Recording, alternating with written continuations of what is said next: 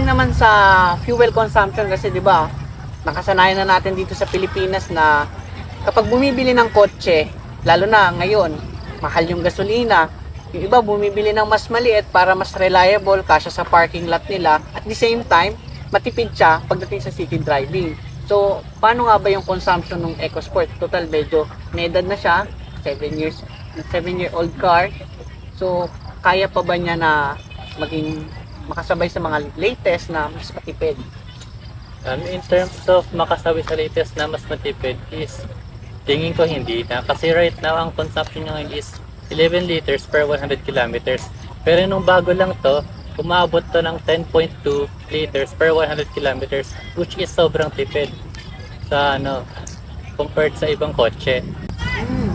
So actually naman, yung consumption niya, para sa akin kasi ako, ang dinadrive ko kasi